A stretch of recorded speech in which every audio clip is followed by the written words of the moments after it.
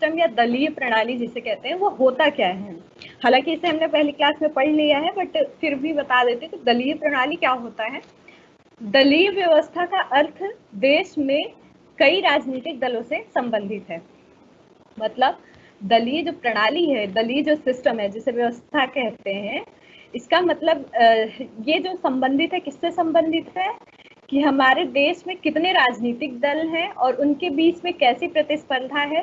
ठीक है, राजनीतिक दलों की जो संख्या है उस पर निर्भर करता है कि हमारे यहाँ की दलीय प्रणाली कैसी होगी। जितनी ज्यादा संख्या होगी हमारे यहाँ दलों की, जितनी ज्यादा संख्या होगी वो निर्धारित करेगा कि कौन सी दलीय प्रणाली यहाँ पर एग्जिस्ट कर रही है। किसी भी लोकतांत्रिक के लिए दलीय प्रणाली का महत्व बहुत ही ज्यादा होता है वहां पर, जहां पर देखा जाता है जो राजनीतिक दल होते हैं वो चुनाव के माध्यम से सत्ता प्राप्ति की ओर अग्रसर होते हैं। तो दलीय प्रणाली का अर्थ है कि राजनीतिक दल कितने हैं और कौन सी व्यवस्था जो है यहाँ पर विद्यमान है। राजनीतिक व्यवस्था में उपस्थित दलों की संख्या के आधार पर हम यह अनुमान लगा सकते हैं कि हमारे यहाँ एक दलीय है, द्विदलीय है या बहुदलीय प्रणाली है, कौन सी प्रणाली है। जितनी ज्यादा संख्या होगी, जितना ज्यादा कंपटीशन होगा, उसे हम कहेंगे कि यहाँ पर बहुदलीय प्रणाली है। बहुदलीय प्रणाली में क्या होता है कि बहुत सारे दल होते हैं यहाँ पर और वो आपस में फिर प्रतिस्पर्धा करते हैं, कंपटीशन करते हैं और कई बार होता है कॉम्प्रोमाइज करते हैं, मतलब सहमति बना लेते हैं, उससे गठबंधन बना लेते हैं दूसरे दलों के साथ। तो हम देखते हैं कि हमारा जो भारत है, हमारा भारत एक मल्टीकल्चर माना जाता है कि भारत की जो संस्कृति है वो बहुसंस्कृति है। यहाँ पे संस्कृतियों का समावेशन है कि बहुत सारी जो संस्कृतियां हैं, हिंदू धर्म की संस्कृति, मुसलमानों की संस्कृति, मान लेंगे हम क्रिश्चियन, बड़े सारे धर्म हैं जहाँ पे हमें समावेशन देखने को मिलता है कि सभी धर्मों का यहाँ पे समावेशन है। तो इसी तरीके से हम देखते हैं कि इंडिया में पार्टीज को लेके भी यही माना जाता है कि इंडिया में मल्टी पार्टी सिस्टम है, जिसे बहुदलीय प्रणाली कहते हैं। बहुत सारे दल हैं यहाँ पर, सबकी विचारधारा अलग अलग है, सब का कार्य अलग अलग है, सब एक मैनिफेस्टो लेके चलते हैं। तो इस तरीके से जो है, जो राजनीतिक जो व्यवस्था होती है उसके अंदर कितने दल, जो दल की जो संख्या होती है वो जो है इस बात की निर्मिति करती है कि यहाँ पे कौन सी व्यवस्था है, एक दलीय है, द्विदलीय है या बहुदलीय है। तो इस तरीके से जो है पूरा ये हमारा दलीय प्रणाली तब बनता है। और यही दलीय प्रणाली इंडिया में किस तरीके से वर्क किया है, ये सारी चीजें हम आगे समझेंगे। क्योंकि भारत एक ऐसा देश है, एक ऐसा अनोखा देश भी कह सकते हैं, जहाँ पर एक दलीय प्रणाली से लेके बहुदलीय प्रणाली, इसने भारत ने इन दोनों तीनों पार्टीज का दोनों व्यवस्थाओं का अनुभव किया। इसके यहाँ पे एक दलीय व्यवस्था भी रही, द्विदलीय व्यवस्था भी देखी गई और फिर बहुदलीय व्यवस्था भी देखी जा रही है वर्तमान में, जिसे गठबंधन का युग अब कहा जाता है। तो ये भारत अपने आप में ही एक इसकी अनोखी विशेषता है दलीय प्रणाली की भारत में, कि यहाँ पर जो है वन पार्टी सिस्टम का भी अनुभव हुआ, टू पार्टी सिस्टम का भी अनुभव हुआ और मल्टी पार्टी सिस्टम का भी अनुभव भारत ले रहा है।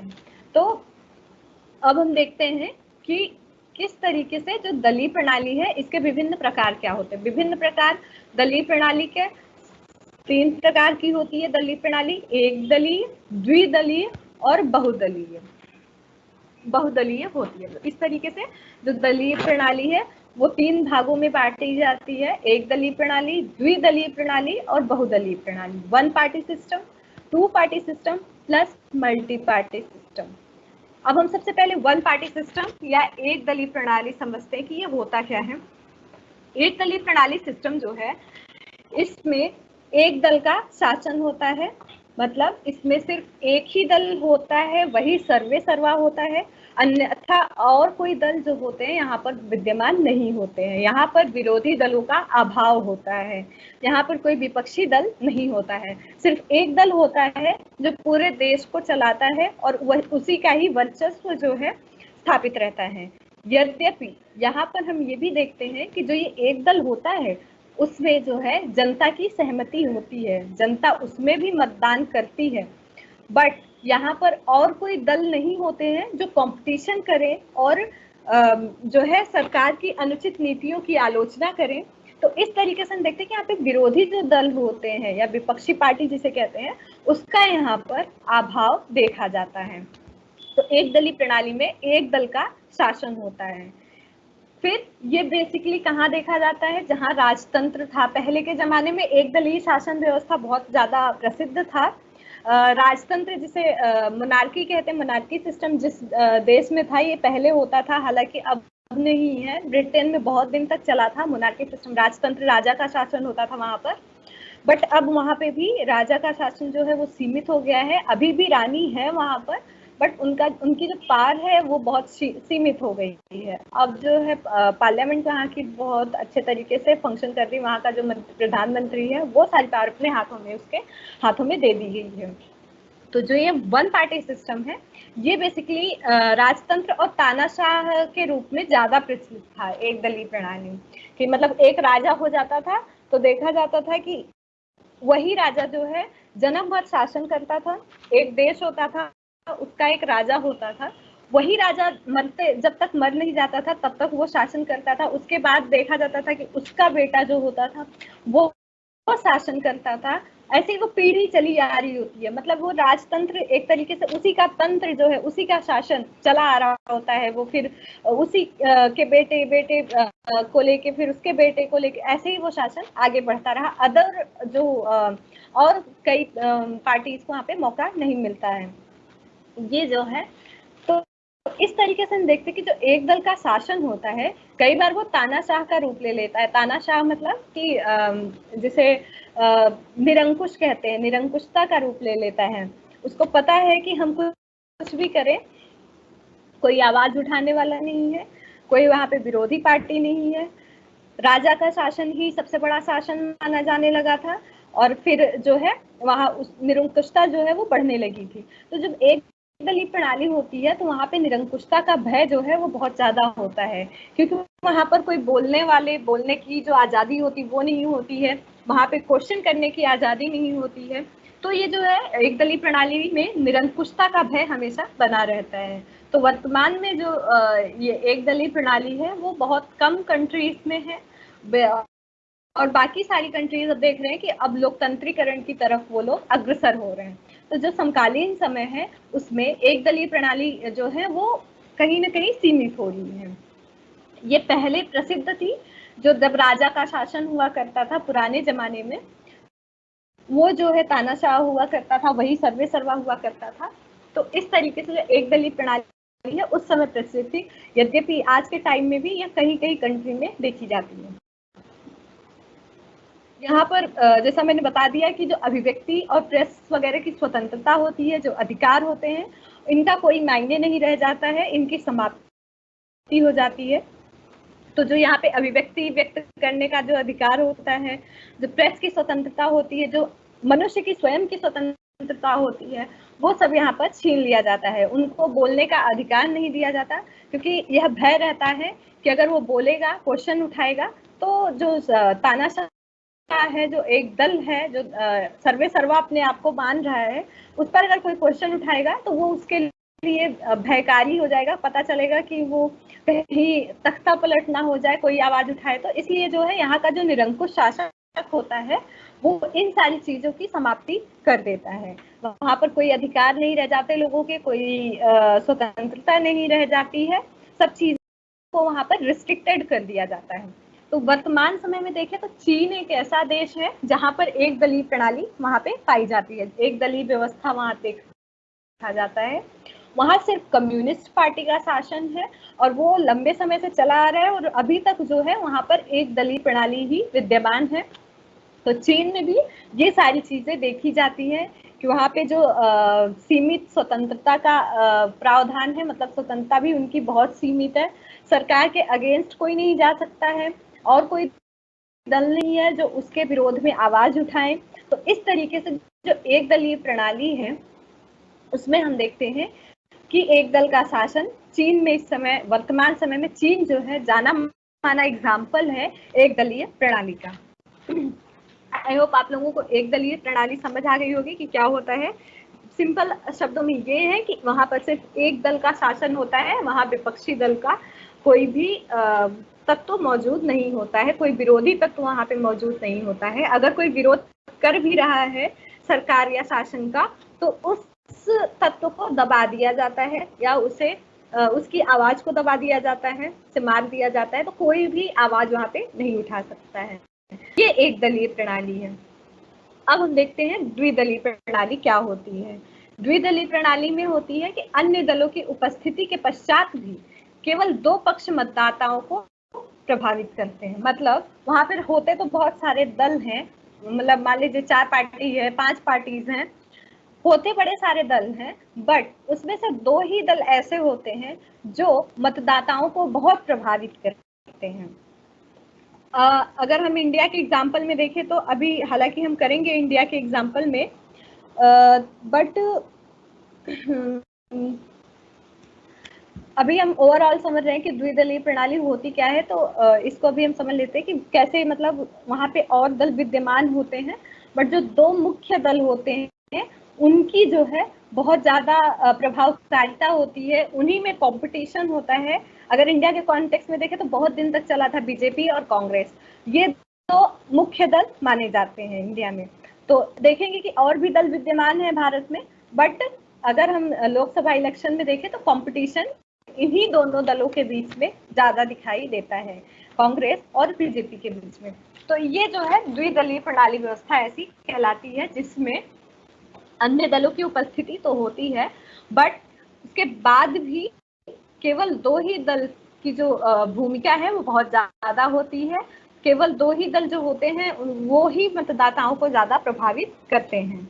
यहाँ पर हम देखते हैं कि सत्ताधारी दल होता है और विरोधी दल होता है। जो द्विदलीय प्रणाली होती है उसके भीतर एक सत्ताधारी दल होता है, मतलब जो शासन कर रहा होता है, और दूसरा विरोधी दल जिसे विपक्षी दल कहते हैं, दूसरा विरोधी दल होता है।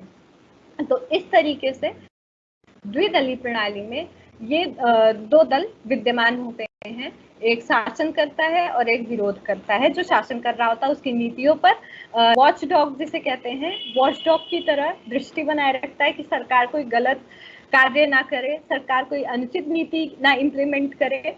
तो जो विरोधी दल होता है उसकी भूमिका द्विदलीय प्रणाली में बहुत ज्यादा होती है।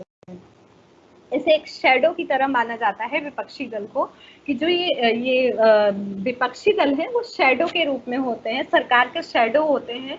ये जो है जनता को जागरूक करते हैं और सत्ता जो शासन कर रहा होता है उस तक जनता की बातों को पहुंचाने का कार्य करते हैं। तो विपक्ष ये जहां कई बार माना जाता है कि द्विदलीय प्रणाली देश के लिए बहुत ही लाभकारी मानी जाती है, क्योंकि यहाँ पर एक शासक भी होता है और एक विरोधी दल भी होता है। तो इस प्रकार से द्विदलीय प्रणाली को बहुत महत्वपूर्ण माना जाता है। यहाँ पर हम देखते हैं कि इसका एग्जाम्पल देखें तो 2 कंट्रीज बहुत फेमस है वर्तमान में द्विदलीय प्रणाली के लिए। एक संयुक्त राज्य अमेरिका में डेमोक्रेटिक पार्टी है और एक रिपब्लिकन पार्टी है। तो इन दोनों दलों के बीच में वहां पे कंपटीशन दिखता है, वहां एक सरकार बनाती है तो एक जो है विरोध में बैठता है। तो इस तरीके से संयुक्त राज्य अमेरिका में हम देखते हैं 2 दल विद्यमान है वहां पर, डेमोक्रेटिक और रिपब्लिकन, जिसमें एक हमेशा जीतता है कोई और एक हमेशा कोई विपक्ष में होता है। वही दूसरा यूके, यूनाइटेड किंगडम जिसे ब्रिटेन कहते हैं, ब्रिटेन में द्विदलीय प्रणाली बहुत फेमस है। यद्यपि वर्तमान समय में हम ब्रिटेन में भी देख रहे हैं कि और भी बड़े सारे दल उभर रहे हैं वहां पर, बट वहां पे 2 दल जो पुराने दल हैं, लेबर पार्टी और कंजर्वेटिव पार्टी, तो इन दोनों दल की भूमिका जो है वहां पर बहुत ज्यादा देखने को मिलती है। ये दोनों दल जो है वहां पर मेन रोल प्ले करते हैं, यही जो है मतदाताओं को भी प्रभावित करते हैं। तो यूके और यूएसए ये 2 ऐसे कंट्री हैं जहां पर 2 दल की भूमिका देखी जाती है, जिसपे एक दल सरकार बनाता है और दूसरा दल जो है विरोधी या विपक्षी पार्टी की भूमिका का निर्वहन करता है। तो ये था हमारा द्विदलीय प्रणाली। अब हम देखते हैं बहुदलीय प्रणाली किसे कहते हैं, मल्टी पार्टी सिस्टम किसे कहते हैं। इस के अंदर 2 से अधिक दलों द्वारा सत्ता के लिए संघर्ष किया जाता है। मतलब इस प्रणाली के भीतर हम देखते हैं कि 2 से अधिक दल होते हैं और वो सत्ता के लिए संघर्ष करते हैं। तो मतलब यहाँ पर 2 से अधिक दल जो होते हैं वो शासन स्थापित करने के लिए जो है निरंतर संघर्षरत रहते हैं। यहाँ पर देखा जाता है कि गठबंधन का सरकार की निर्मित होती है। कई बार जो बहुदलीय प्रणाली है इसके भीतर गठबंधन सरकार का निर्माण किया जाता है। तो जो बहुदलीय प्रणाली है इसमें शासन के फॉर्मेशन के लिए जो दल होते हैं, मतलब सत्ता की प्राप्ति के लिए ये दल कई बार दूसरे दलों के साथ गठबंधन बना लेते हैं, मतलब उनके साथ गठजोड़ कर लेते हैं ताकि ये जो है शासन स्थापित कर सके। तो यहाँ पर गठबंधन सरकार का निर्माण जो है वो विगत कुछ वर्षों में ज्यादा देखने को मिल रहा है। बहुदलीय प्रणाली जो है स्थिर भी होती है और अस्थिर भी होती है, मतलब ये स्टेबल भी है, अनस्टेबल भी है।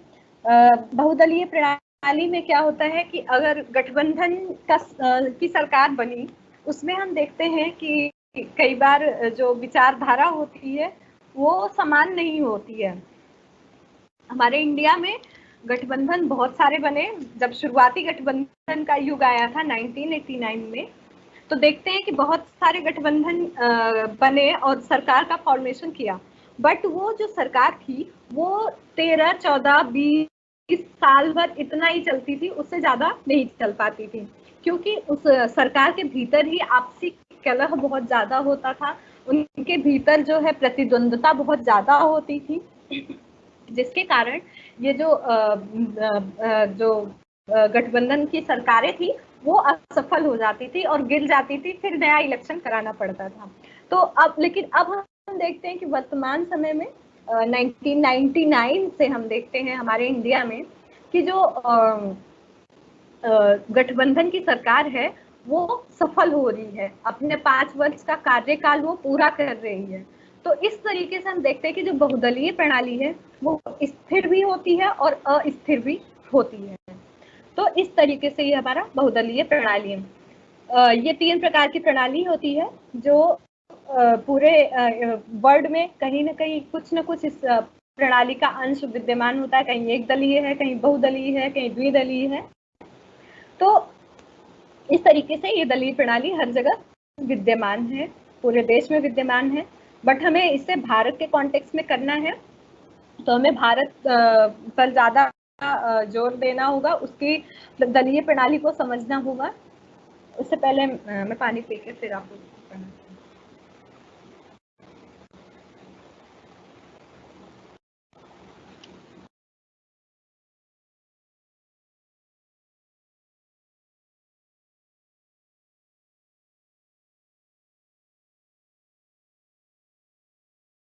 कि कुछ इससे रिलेटेड अभी तक प्रणाली देखते हैं और उसके विभिन्न चरण कि कितने चरणों में भारत जो है गुजरा, अपने दलीय प्रणाली का अनुभव किया। तो इसमें हम देखते हैं कि सबसे पहले भारत में एक दलीय प्रभुत्व प्रणाली रही, फिर द्विदलीय प्रणाली रही, जिससे जब गैर कांग्रेसी सरकारों का जन्म होना शुरू हुआ, फिर इंडिया में गठबंधन प्रणाली या मल्टी पार्टी सिस्टम जो है वो आया। अब हम इसे एक एक करके पढ़ेंगे कि इसे एक दलीय प्रभुत्व प्रणाली क्यों कहा गया और यहाँ पे द्विदलीय कब देखा गया और गठबंधन कब देखा गया। तो ये सारी चीजें हम देखते हैं। एक दलीय प्रभुत्व प्रणाली जो है ये 1950 से 1970 तक का जो एरा है वो माना जाता है कि इंडिया में जब 1952 में सबसे पहला आम इलेक्शन हुआ, आम चुनाव जिसे कहते हैं, वो हुआ, तो सबसे पहली बार कांग्रेस की जीत हुई। वो जीत जो है उसकी लगातार बनी रही, वो 1968-69 में तक ये जो है जीत इसकी बरकरार रही। जब तक नेहरू रहे तब तक इस पार्टी का प्रभुत्व बहुत ज्यादा रहा, जिसके चलते जो है कांग्रेस इतनी वर्चस्वशाली हो गई थी कि यहाँ पर हम देखते हैं बड़ी सारी पार्टी तो थी इंडिया में, बट कोई पार्टी जो है वो बहुमत प्राप्त नहीं कर पाई, हमेशा कांग्रेस को ही बहुमत मिलता रहा। उस पीरियड में जितने भी 1950 से 70 तक का जितना भी इलेक्शन हुआ उसमें कांग्रेस की ही जीत हुई, भारी मतों से इसकी विजयी हुई। जो अन्य दल उस समय विद्यमान थे, लाइक जनसंघ था उस समय श्यामा प्रसाद मुखर्जी का, और उस समय सीपीआई था, पीपल्स पार्टी ऑफ इंडिया, वो बहुत ज्यादा प्रचलित था उस समय। जनसंघ जो बहुत ज्यादा राइट विंग था, वो बहुत ज्यादा उस समय मतलब इसके जो नेता थे, मुख्य नेता, हिंदूवादी नेता जो कहलाते थे, तो ये सारी पार्टीज जो है उस समय भी विद्यमान थी। परंतु कांग्रेस के सामने ये पार्टीज जो है कभी टिक नहीं पाई, मतलब ज्यादा इन पार्टीज का वर्चस्व ना दिखा। जब भी इलेक्शन होता, कांग्रेस को ही जीत मिलती थी इसमें। तो कांग्रेस जो है इसका इस दौर में प्रभुत्व रहा, जिसके कारण जो है इसे रजनी कोठारी ने अपना एक लेख लिखा, कांग्रेस सिस्टम इन इंडिया। इस 1964 में इन्होंने लेख लिखा और कहा कि भारत की जो दलीय प्रणाली है वो कांग्रेस प्रणाली है, एक दल का वर्चस्व है, वो है कांग्रेस, और उसी का जो है पूरे भारत में वर्चस्व देखा जा रहा है। इसलिए इस पीरियड को रजनी कोठारी ने कांग्रेस प्रणाली का नाम दिया। रजनी कोठारी इंडियन पॉलिटिक्स के जाने माने ऑथर हैं। आप लोगों को रिकमेंड करूंगी कि अगर आप लोग आगे अभी क्योंकि आप लोग फर्स्ट ईयर के हैं तो अभी ये बुक आप लोगों को समझ नहीं आएगी, बट ये हिंदी में भी इनकी बुक है, भारत में राजनीति करके, रजनी कोठारी की बुक है। आप लोगों को जब भी टाइम लगे ना, आप लोग इसे पढ़िएगा जरूर, क्योंकि पूरी इंडिया की पॉलिटिक्स जो है इस बुक में सारी समाहित है। तो आप लोग ये अभय प्रसाद की ना, अभय सिंह या अभय प्रसाद की वो है, ट्रांसलेटेड किया है उन्होंने, अभय प्रसाद ने हिंदी में ट्रांसलेट किया है। तो जो हिंदी मीडियम वाले हैं वो हिंदी में पढ़ ले, और जो इंग्लिश मीडियम वाले हैं उनके लिए तो the politics in India Rajni Kothari वो है। उनकी लैंग्वेज हालांकि इंग्लिश में बहुत टफ है, वो खुद इंग्लिश मीडियम वाले भी नहीं समझ पाते हैं, तो उसको पढ़ने के लिए थोड़ा मतलब बहुत रिग्रेसली उसमें घुसना पड़ता है। तो जब भी आप लोगों को मौका मिले, अभी नहीं कभी भी, या अभी भी मौका मिल रहा है, तो पढ़िए आप उस बुक को। बहुत इंटरेस्टिंग बुक है, आप लोग पढ़ेंगे बहुत मजा आएगा। वो पूरा इंडिया पॉलिटिक्स की हमारी शुरू से लेके 80s के वो 80-89 से शुरू, 80-85 जब कांग्रेस बनी थी उस समय से किस तरीके से भारत में जो राजनीति है, भारत की राजनीति है, वो किस तरीके से कार्य कर रही है, ये सारी चीजें जो है रजनी कोठारी बताते हैं अपनी इस पुस्तक में। फिर उन्होंने एक लेख लिखा जिसका नाम था कांग्रेस सिस्टम इन इंडिया। उस लेख में उन्होंने कहा कि जो 1950s का एरा है, ये 70s तक का जो एरा है, ये पूरा कांग्रेस प्रणाली का एरा है। यहाँ पर एक दल का वर्चस्व है, वो है कांग्रेस, क्योंकि कांग्रेस जो है वो ऐसी पार्टी है, वो ऐसा दल है जिसके भीतर सभी धर्म के, सभी विचारधारा के, सभी जाति के लोग जो हैं उसके भीतर है, कांग्रेस के भीतर। इसीलिए इसे अम्ब्रेला पार्टी भी कहा, के लोग सभी समाहित है इसके अंदर। तो इसके कारण जो है कांग्रेस कभी टूट नहीं पाई, और इसका वर्चस्व जो है वो बना रहा इतने दिनों तक। ये पूरा जो भारत का इतना सिस्टम रहा 1950 से 70 तक का जो दशक रहा, इसके अंदर हम देखते हैं कि कांग्रेस प्रणाली ही सर्वे सर्वा रही, अन्य पार्टी उभर कर नहीं आ पाई। क्यों? क्योंकि कांग्रेस प्रणाली ऐसी प्रणाली थी, कांग्रेस पार्टी जो है ऐसी पार्टी थी जो सबको समाहित करके अपने साथ लेकर चल रही थी। इसे रेनबो भी कह देते हैं कई लोग, अम्ब्रेला पार्टी कह देते हैं। रेनबो इसलिए कि अलग अलग कलर होते हैं, तो कांग्रेस प्रणाली में भी अलग अलग कलर के लोग थे, अलग अलग विचारधारा वाले लोग थे, अलग अलग जाति धर्म, इन सबके लोग, उन्होंने सभी को अपने अंदर साथ में रखा। और नेहरू एक कई बार कट्टरवादी भी माने गए, क्योंकि उन्होंने अपने पार्टी के भीतर और किसी को उभरने नहीं दिया, उन्हें वही जो है पार्टी को पूरी तरीके से डायरेक्ट किया, पार्टी को दिशा निर्देश सारा नेहरू ने ही दिया। तो इस तरीके से जो है ये पीरियड पूरा कांग्रेस का पीरियड रहा, जिसे रजनी कोठारी ने कांग्रेस प्रणाली का नाम दिया। तो ये एक दलीय प्रणाली इसलिए कही जाती है भारत में ये पीरियड जो 1950 से 70 का रहा, उस समय एक दलीय प्रणाली भारत में रही। क्यों? क्योंकि यहाँ पर कांग्रेस का प्रभाव रहा। परंतु भारत की जो एक दलीय प्रणाली है वो चाइना वगैरह से भिन्न थी। यहाँ पर और भी दल विद्यमान थे, बस उन्हें बहुमत नहीं था। वो दल विद्यमान थे, कांग्रेस प्रणालियों की नीतियों की आलोचना भी करते थे, लोगों को बोलने का भी अधिकार था।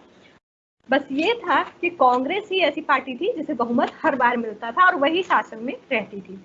बट ये नहीं था कि एकदम से कांग्रेस निरंकुश हो जाए या फिर वो सत्ता स्थापित ऐसा कर ले कि सबका शोषण करे या फिर और किसी की ना सुने। ऐसा नहीं था। कांग्रेस ने सबको साथ लेकर चलने का प्रयास किया और यहाँ पर और पार्टीज थी जिन्होंने कांग्रेस की आलोचना की, विपक्ष की भूमिका निभाई। तो इस तरीके से यहाँ देखते हैं कि एक दल का वर्चस्व तो रहा, परंतु विरोधी दलों का भी यहाँ पर जो है जगह थी। विरोधी दलों को भी बोलने का अधिकार था, वो भी पार्टिसिपेट करते थे इलेक्शन में। वो भी मतलब इलेक्शन चुनाव के दौरान प्रचार प्रसार करते थे अपना, जिस तरीके से कांग्रेस करती थी। बस ये था कि कांग्रेस का प्रभाव था, प्रभुत्व था, क्योंकि कांग्रेस जो है पुरानी पार्टी मानी जाती थी और लोगों के मन में कांग्रेस इस तरीके से बस गई थी कि कांग्रेस ने हमें आजादी दिलाई है। वो माहौल ही ऐसा था, स्वतंत्रता प्राप्त हुआ था। कांग्रेस पार्टी बाद में बनी है, उससे पहले एक संगठन रही है जिसने भारत के जो स्वतंत्रता संग्राम था, इस कांग्रेस के ही बड़े सारे लोग नेता थे जिन्होंने उसमें भाग लिया था। तो इसलिए लोगों के मन में एक अलग तरीके से कांग्रेस पार्टी का जो है वो भावना, कांग्रेस पार्टी के लिए अलग भावना थी, जिसके चलते कांग्रेस जो है हमेशा जीतती रहती थी। यहाँ पर हम देखते हैं कि बहुदलीय बनाम एक दलीय इसे कहते हैं, इस दलीय व्यवस्था को, क्योंकि यहाँ पे बहुत सारे दल थे, कंपटीशन भी होता था, बट एक ही दल जीतती थी, वो थी कांग्रेस। और ये जो है चला 1970 तक ये काल चलता रहा। उसके बाद हम देखते हैं कि जब 1969 और 67 से 69 में जब नेहरू जी की डेथ हो जाती है, फिर शास्त्री जी प्रधानमंत्री बनते हैं, उसके बाद जो है वो उनकी भी डेथ हो जाती है, तब कांग्रेस पार्टी में ये बात उठने लगती है कि अब अगला प्राइम मिनिस्टर कौन होगा। अब यहाँ पर हम देखते हैं कि दरारें आनी शुरू हो जाती हैं 1967 से।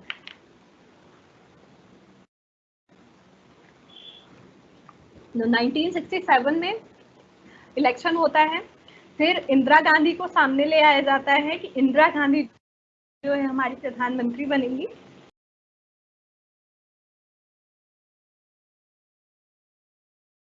बट इसमें हम देखते हैं कि कांग्रेस पार्टी जो है वो टूटने लग जाती है। क्यों?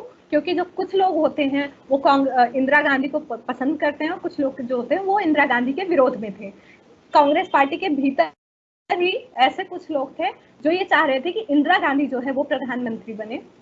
उसमें कुछ जो युवा वर्ग के लोग थे वो ये चाहते थे, परंतु वही जो कुछ मतलब थोड़ा वृद्ध लोग थे जो मतलब बहुत पुराने पार्टी से जुड़े हुए थे, वो चाहते थे कि उनमें से कोई प्रधानमंत्री बने। रेड्डी थे, एक संजीवा रेड्डी, वो चाहते थे कि मैं प्रधानमंत्री बनूं, इंदिरा गांधी ना बने। तो इस तरीके से इनमें आपसी कलह होना शुरू हुआ। और हम देखते हैं कि फिर भी जो है सिंडिकेट की पार्टी इंदिरा गांधी की पार्टी जो इंदिरा गांधी जो है वो प्रधानमंत्री बनाई जाती हैं। उसके बाद से पार्टी में दरार आनी शुरू हो जाती है। जो अलग गुट, जो एक गुट होता है युवा गुट कहा जाता है और दूसरा वृद्ध वाला गुट, इन दोनों के बीच टक्कर होनी शुरू हो जाती है और इंदिरा गांधी को लेकर उनके अंदर नुनक्स शुरू हो जाता है। अब इंदिरा गांधी जब प्रधानमंत्री बनती हैं तो देखा जाता है कि उन्होंने एकदम से सारा सिस्टम अपने हाथ में ले लिया और फिर क्या किया कि उन्होंने और जो और कांग्रेस पार्टी के नेता थे अंदर, उसके अंदर और जो नेता थे उनको उन्होंने इग्नोर करना शुरू किया। तो इससे के कारण जो है कांग्रेस पार्टी में दरार आनी शुरू हो गई। फिर देखा जाने लगा कि बड़े सारे स्टेट थे जहां पर कांग्रेस पार्टी की हार हुई। 1967 से हार होनी शुरू हो गई। फिर भी 1973 में फिर से इलेक्शन हुआ और इलेक्शन होने के बाद फिर कांग्रेस जीती और उसमें 1967 1967 में ही पार्टी का विभाजन हो गया था कांग्रेस का। कांग्रेस आई और कांग्रेस ओ, मतलब आई मतलब कि जो कांग्रेस में इंदिरा गांधी थी उनके लिए था, और कांग्रेस ओ मतलब जो कांग्रेस ऑर्गेनाइजेशन और कांग्रेस आई, कांग्रेस ओ, दो पार्टी बनी थी इस समय कांग्रेस जब टूटी थी। फिर 1973 में कांग्रेस आई, मतलब इंदिरा गांधी जी थी उस समय। फिर देखते हैं हम कि जब इंदिरा गांधी जीती तो उन्होंने अपने सारे शासन का बागडोर अपने हाथों में ले लिया और वो निरंकुशता की ओर अग्रसर होने लगी। उन्होंने आपातकाल घोषित कर दिया 1975 में। पूरे भारत में उन पर क्वेश्चन उठाया गया कि इंदिरा गांधी जो है चुनाव के समय उन्होंने धांधली की है, खरीद फरोख्त किया है। तो उस समय जो है उनके खिलाफ जो है याचिका दायर की गई कोर्ट में कि इंदिरा गांधी जबरन जीती हैं, ये जीत नहीं रही थी, इन्होंने घूसखोरी देकर जीता हुआ है चुनाव। कुछ ऐसे ऐसे आरोप उन पर लगाए गए हैं, जिसके कारण इंदिरा गांधी ने क्या किया, आपातकाल घोषित कर लिया, पूरे भारत में इमरजेंसी लगा दी, जिसके कारण लोगों से सारी स्वतंत्रताएं छीन ली गई, उनसे प्रेस की आजादी छीन ली गई, उनसे बोलने का अधिकार छीन लिया गया, जितने भी विरोधी दल के नेता थे उन सभी को जेल में डलवा दिया गया। तो एक तरीके से निरंकुशता दिखा गया यहाँ पर। इंदिरा गांधी ने एक निरंकुश व्यवहार किया इंडिया में विरोधी दलों के साथ में। तो इससे जो है जनता का जो नजरिया था वो बदला, और हम देखते हैं कि यहाँ पर फिर दो दलीय प्रणाली का आविर्भाव हुआ। कैसे?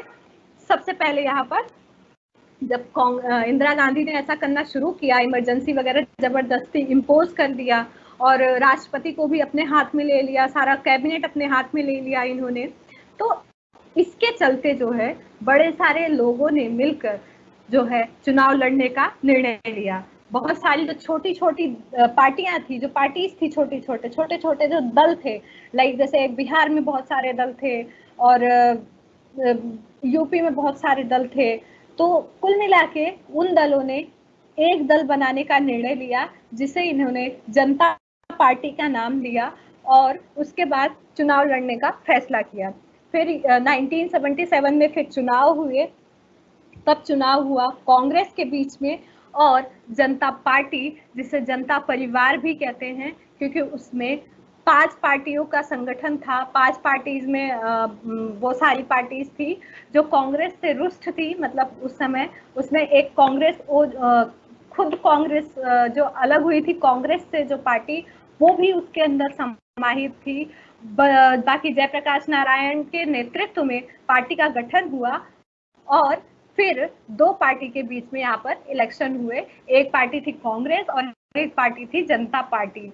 तो इन दोनों के बीच में जब चुनाव हुए तो फिर वहां पर कांग्रेस की हार हुई और जनता पार्टी या जनता परिवार का जीत हुआ। तो इस तरीके से देखते हैं कि 1977 का पीरियड रहा और 80s तक का जो पीरियड रहा उसमें कांग्रेस प्रणाली का पतन हुआ और जो गैर कांग्रेसी दल थे उनका उद्भव हुआ। गैर कांग्रेसी दलों ने मिलकर एक दल का गठन किया जिसे जनता परिवार कहा गया, जनता पार्टी कहा गया। इन दलों ने मिलकर चुनाव लड़ा और फिर बाद में विजयी प्राप्त की। कांग्रेस पार्टी हार गई। पहली बार 1977 में ऐसा हुआ कि लोकसभा के इलेक्शन में कांग्रेस पार्टी जो थी वो हारी। उससे पहले कभी भी कांग्रेस पार्टी लोकसभा के इलेक्शन में हारी नहीं थी। उसी का प्रभुत्व था, वही उसी का वर्चस्व था। परंतु पहली बार 77 में जयप्रकाश नारायण के नेतृत्व में जो पार्टी जनता पार्टी बनी थी वो जो है वो जीती। परंतु हम देखते हैं कि 1977 में जीत तो गई जनता पार्टी, बट क्योंकि इसमें बड़े सारे खिचड़ी वाले जो कहते हैं ना कि खिचड़ी पकी हुई थी, इसके अंदर बहुत सारे दल मिलके ये दल बना हुआ था एक दल। तो उसमें हम देखते कि बाद में जो है ये सारे दलों में आपसी कलह होना शुरू हो गया कि अब प्रधानमंत्री कौन बनेगा। मोरारजी देसाई थे एक, उन्होंने कहा मैं बनूंगा, मोरारजी देसाई को प्रधानमंत्री बना दिया गया, जिसके चलते जो है ये और जो दल के जो नेता थे, जो लीडर थे, उन्होंने कहा ये गलत हुआ है, हमें प्रधानमंत्री बनना था। इसके कारण जो है वो पार्टी ज्यादा दिन तक नहीं चल पाई, उसका भी विघटन हो गया। फिर से चुनाव कराने पड़े 1980s में। फिर हम देखते हैं कि फिर जब चुनाव हुआ तब जो है फिर से कांग्रेस आई और 19 ये जो पीरियड रहा 85 से राजीव गांधी, इंदिरा गांधी की डेथ हुई, राजीव गांधी आए, फिर इसके बाद इस तरीके से पीरियड 1989 तक चलता रहा। इसी समय हम देखते हैं कि क्षेत्रीय दलों का भी बड़ा सारा उद्भव हुआ। जो क्षेत्र के छोटे छोटे दल थे इनका आना शुरू हुआ, और इसमें 1977 का आम चुनाव जो था वो बहुत महत्वपूर्ण था दो दलीय प्रणाली को लाने में।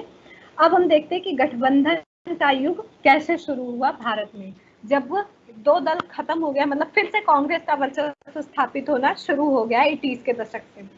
अब हम देखते हैं कि अब जो है कांग्रेस जो है अब उसके भीतर भी कोई ऐसा लीडर नहीं रह गया जो चुनाव को सही दिशा निर्देश दे सके चुनाव में और पार्टी को बचा सके। 85 तक तो बहुत अच्छा चलता रहा सब, 89 तक, बट उसके बाद फिर से जो है उनके भीतर कलह होना शुरू हुआ, और देखते हैं कि उस समय पार्टी टूटी और पहली बार 1989 में लोकसभा स्तर पर, राष्ट्रीय स्तर पर गठबंधन की सरकार की निर्मित हुई। बट वो गठबंधन भी ज्यादा दिन तक नहीं चल सका। सबसे पहले हम समझ लेते हैं कि गठबंधन होता क्या है, फिर आगे देखते हैं कि गठबंधन किस तरीके से यहाँ पे आया। गठबंधन ये होता है जैसे गठ प्लस बंधन, मतलब गुटों का बंधन, गठजोड़, गुटों का जोड़ से गठबंधन कहते हैं। इलेक्शन में हम देखते हैं कि गठबंधन चुनाव से पहले या हो जाता है या तो चुनाव के बाद में होता है। मतलब चुनाव से पहले कुछ पार्टी मिलकर अपना गठबंधन बना लेती हैं, अगर कई बार जरूरत पड़ता है तो चुनाव के बाद, मान लीजिए जैसे बीजेपी जीत गई, अब उसे जीत तो रही है, बट उसे दो पार्टीज और दो वोट, ऐसे दो सीट्स और चाहिए उसे, बट उसके पास नहीं है, सरकार बनाने के लिए 2 सीट और चाहिए। तो वो क्या करेगा, अन्य जो छोटी मोटी पार्टीज हैं उनसे पूछेगा कि क्या आप हमारे साथ आ सकते हैं, हम मिलकर सरकार का फॉर्मेशन करते हैं। फिर वो दोनों अगर सहमति व्यक्त कर देते हैं तो फिर बीजेपी में आ जाती वो छोटी पार्टी और मिलकर जो है सरकार का निर्माण करते हैं। तो जो गठबंधन होता है वो चुनाव के पहले भी होता है, चुनाव के बाद भी होता है सरकार बनाने के लिए। फिर देखते हैं कि जो 1989 का पीरियड रहा, इस समय जो है कंपटीशन जो देखा जाने लगा वो राष्ट्रीय दलों के बीच में और राज्यीय दलों के बीच में, मतलब राज्य के जो दल थे उनके बीच में और राष्ट्र के जो दल थे उनके बीच में देखा जाने लगा। मतलब कोई ऐसा दल नहीं बचा था जो अकेले अपने बलबूते पर चुनाव जीत सके, उसे छोटे छोटे दलों से सहारा लेने की आवश्यकता पड़ी। यद्यपि हम देखते हैं कि जो 1989 से 1999 तक कोई भी ऐसी गठबंधन की सरकार भारत में सफल नहीं हो पाई जिसने अपना पूर्ण कार्यकाल को पूर्ण किया हो। सभी जो है कुछ दिन तक बनती पार्टी सरकार बनाती, फिर उनका विघटन हो जाता। बस कारण यही होता था कि उनकी जो आंतरिक मतभेद थे वो खत्म नहीं हो रहे थे, उनके आंतरिक मतभेद और बढ़ते जाते थे, जिसके कारण जो है पार्टी जो है टूट जाती थी और वो चुनाव जो है भंग हो जाता, लोकसभा भंग हो जाती थी और फिर चुनाव कराने पड़ते थे। बट हम देखते हैं 1999 में पहली बार 13 पार्टी जो मिलके एक गठबंधन बनाया, 13 पार्टीज ने, जिसको एनडीए कहा गया। मतलब बीजेपी ने 13 पार्टीज को मिलाकर अपना एक गठबंधन बनाया, नॉन डेमोक्रेटिक अलायंस का नाम दिया, जो 1999 में पहली बार ये गठबंधन जो है वो सफल हुआ। उसके बाद से हम देखते हैं कि सरकार जो 5 साल का पूरा कार्यकाल, अटल बिहारी वाजपेयी के नेतृत्व में 5 साल का कार्यकाल पूरा किया इसने। उसके बाद 2002 में फिर चुनाव हुए। उस समय जो है यूपीए, जब कांग्रेस को भी पता चला कि अब सरकार जो है गठबंधन से ही बनेगी, तो उसने भी गठबंधन बनाना शुरू किया और फिर चुनाव जीत गई कांग्रेस 2002 में, जो सोनिया गांधी ने नेतृत्व किया था जिसका। उस समय मनमोहन सिंह को प्रधानमंत्री बनाया गया। फिर हम देखते हैं कि सारे जितने भी ये थे सबका कार्यकाल जो है वो पूर्ण हुआ, सारे गठबंधन के सरकारों का। और वर्तमान में भी जो बीजेपी है वो नॉन डेमोक्रेटिक अलायंस, जिसे गठबंधन बना के ही सरकार का फॉर्मेशन किया है।